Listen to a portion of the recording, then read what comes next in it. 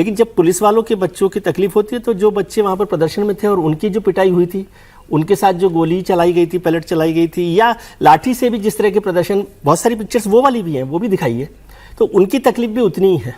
दोनों दिखाई है सर। नहीं मतलब उनकी भी तकलीफ उतनी है, इसका मतलब ये नहीं कि उसकी तकलीफ को आप भूल जाएं। तो दोनों तकलीफों को किसी भी तरह से कम ज्यादा करके नहीं देख सकता मैं।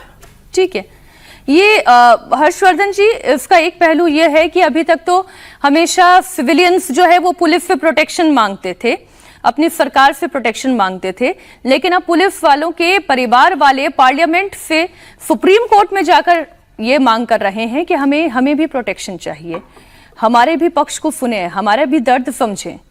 देखिए मीनाक्षी जी, एक तो उनका ये लोकतांत्रिक अधिकार है और जो ये पूरी घटना हुई है इसको सही संदर्भों में देखा जाना चाहिए।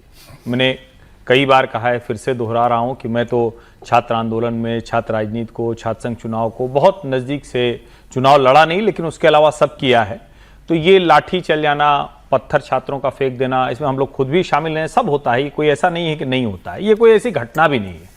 पत्थर किसी को लगेगा तो चोट लग सकती है, लाठी किसी को लगेगी तो चोट लग सकती है। उसके बाद इसीलिए कभी भी ऐसा नहीं होता कि वो निजी दुश्मनी के तौर पर देखा जाए, निजी दुश्मनी के तौर पर होता भी नहीं, लेकिन पहली बार किसी आंदोलन में हुआ है। ये तो हमने सुना होगा कि पत्थरबाजी के बाद, उसके बाद जो प्रदर्शनकारी हैं उनके घर पर पुलिस पहुंच गई।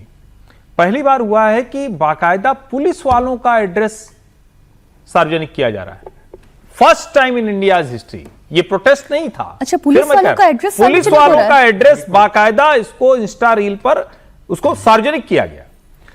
पहली बार हुआ है कि पुलिस को घेर कर लिंच कर देने की कोशिश हो गई। मॉब लिंचिंग हम लोगों ने बहुत सुनी होगी, पुलिस कई बार पकड़ लेती है तो मारती भी है, लेकिन पुलिस भी अगर मान लीजिए कि भीड़ को दौड़ा रही है तो सामने आ गए तो लाठियां पड़ती हैं, लेकिन अगर मान लीजिए कि बहुत से लोगों के बीच में एक दो बच्चे फंस जाएं तो फिर डंडा पटक के भगा देते हैं।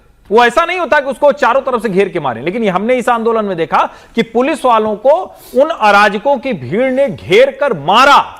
यह भी हमने देखा कि अच्छा खासा पुलिस वाला चला जा रहा है, बड़े मॉब के तौर पर है, और अचानक जिसको देशज में कहते हैं कि लत्ती मारी, पुलिस वाला गिरा, आरएएफ वाला, और उसके ऊपर सब टूट पड़े। ये सब वीडियोज हमने देखे। क्या उनके परिवार वालों को अपना दर्द कहने का भी अधिकार नहीं? और उस बच्ची ने जो कहा, वो दिल्ली विश्वविद्यालय की जो छात्रा है, उसने जो एक लाइन कही वो देश के हर व्यक्ति को सुननी चाहिए, और वो जनजी ही है। उसने कहा कि सोशल मीडिया पर हमारे पापा को ही अपराधी बनाया जा रहा है। आप इसको समझिए, जो बच्चे घायल हुए, जिन बच्चों को चोट लगी, जिन पुलिस वालों को चोट लगी, जिन मीडिया कर्मियों को चोट लगी, वो सब एक बराबर देखे जाने चाहिए ना। लेकिन ये कौन सा नियम कानून होगा कि हम तुमको गाली देंगे, हम तुम्हारे लिए कुछ भी कहेंगे, और जब हमारे ऊपर पड़ेगी तो हम विक्टिम कार्ड पे करने आ जाएंगे। इस आंदोलन में अभी कुछ एफआईआर हुई है, अभी सुन रहा हूं मैं कि उसको लेकर भी आंदोलन करने की तैयारी, हालांकि टेस्ट कर लेना चाहिए इस पे भी जरा, क्योंकि छात्र अपने मुद्दे पर आए थे, इस तरह की बेहूदगी के साथ नहीं आएंगे। कुछ लड़कियां जो सबसे अभद्र भाषा शब्दावली का उपयोग करती आई, वो क्या थी?